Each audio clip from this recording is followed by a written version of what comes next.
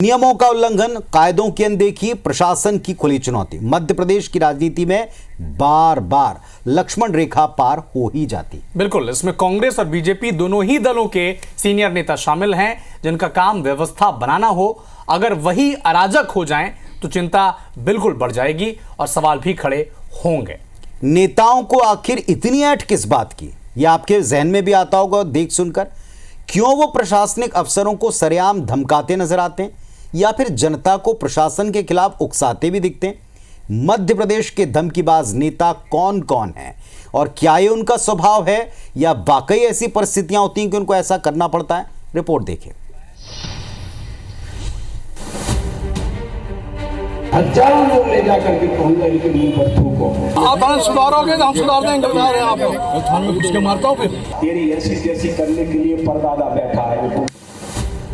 तो सुना आपने, सुधर जाओ वरना थाने में घुस कर मारूंगा। ये बयान बीजेपी के पूर्व विधायक का है और दूसरे कांग्रेस के वर्तमान विधायक है, जो जनता को भड़का रहे हैं कि तहसील में अधिकारियों के मुंह में जाकर थूको।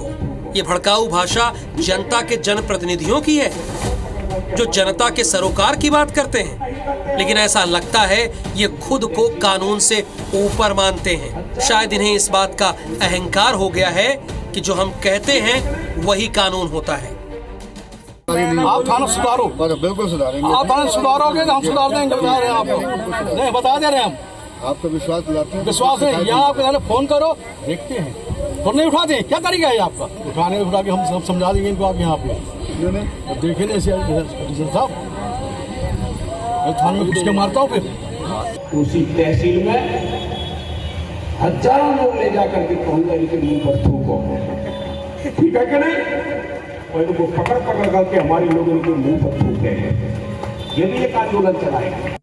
पुलिस को हम सहयोग करते हैं, कानून के साथ चलते हैं, लेकिन पुलिस वाला अधिकारी जब ज्वाइन होता है तो हाजिरी देने कहाँ जाता है?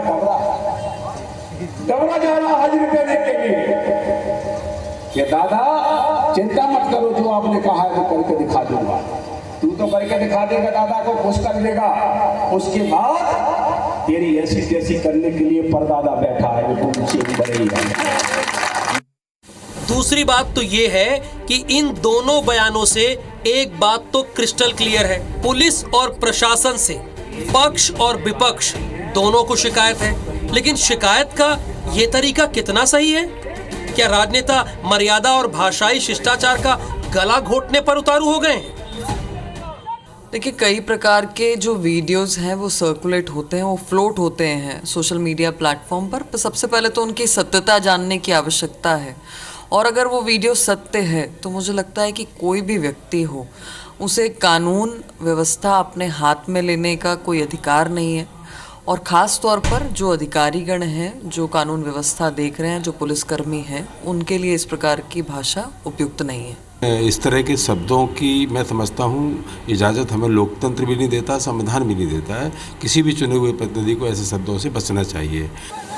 मध्य प्रदेश की जनता उस पुलिस से ये सीधे सवाल कर रही है कि जो देशभक्ति और जनसेवा की दुहाई देती है, अगर उसको कोई नेता घुसकर मारने की धमकी देता है या मुंह पर थूकने की धमकी देता है, तो क्या उसके खिलाफ कार्रवाई करने की आपने हिम्मत जुटाई?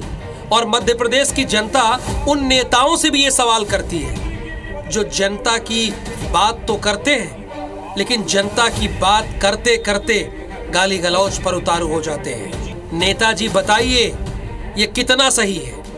और सवाल पुलिस से भी है कि अगर नेताओं की जगह जनता होती तो आप उसके साथ क्या सलूक करते? ये आपको बताना पड़ेगा। Bureau report, IBC 24।